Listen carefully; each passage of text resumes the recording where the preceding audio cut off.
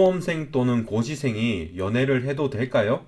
아마 여러 가지 의견이 여기에 있을 겁니다.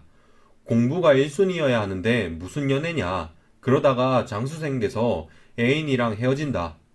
아니면은 좋은 사람이 있으면 만나도 된다 등등 여러 가지 주장이 있습니다.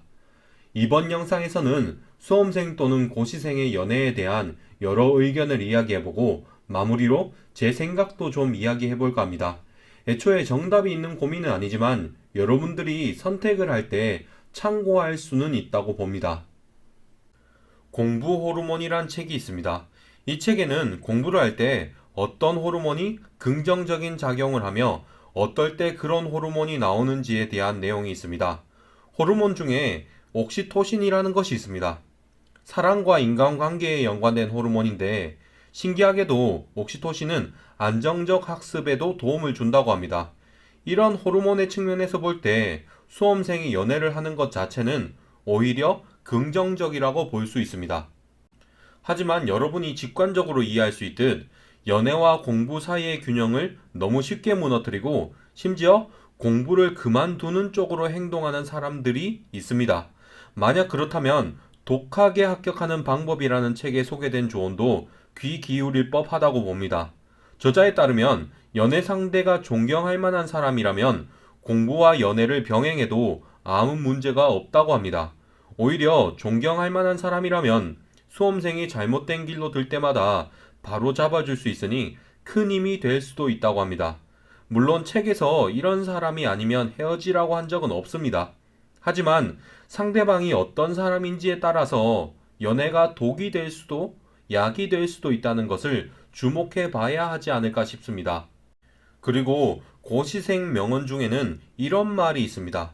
이미 만나고 있다면 계속 만나고 만나는 사람이 없다면 새로 만들지 마라 라고 말이죠. 수험생활 중에 연애 관계의 변동이 없어야 한다는 말인데 일리가 있다고 봅니다.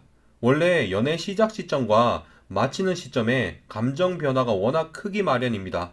그러다 보니 관계 변동이 한번 생기면 정말 공부하기 힘들어집니다. 그러면 다른 사람의 의견 말고 제 의견을 말해보라고 할 수도 있습니다. 저는 솔직히 공부가 1순위라면 연애를 하건 동호회를 하건 상관없다고 봅니다. 예를 들어 연애를 하더라도 10회독 암기를 할 수 있을 만큼 생활관리가 잘 된다고 가정하겠습니다. 그러면 얼마든지 해도 됩니다. 제 경험상 일주일에 한 번 만나고 그것도 점심시간에 두세 시간 정도 만나는 것이라면 가능할 것 같습니다. 공부가 1순위라고 해서 무조건 헤어질 필요는 없습니다.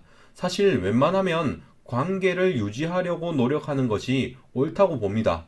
다만 내가 사랑하는 사람을 내 게으름의 핑계로 써먹게 된다면 진지하게 그 관계를 고쳐나가야 하지 않나 싶습니다. 생활의 1순위가 공부가 되었으니 이젠 연인 모두가 변해야 할 시점이 되었다고 봅니다. 이상으로 영상을 마치겠습니다. 예비 합격자 여러분 시청해 주셔서 감사합니다.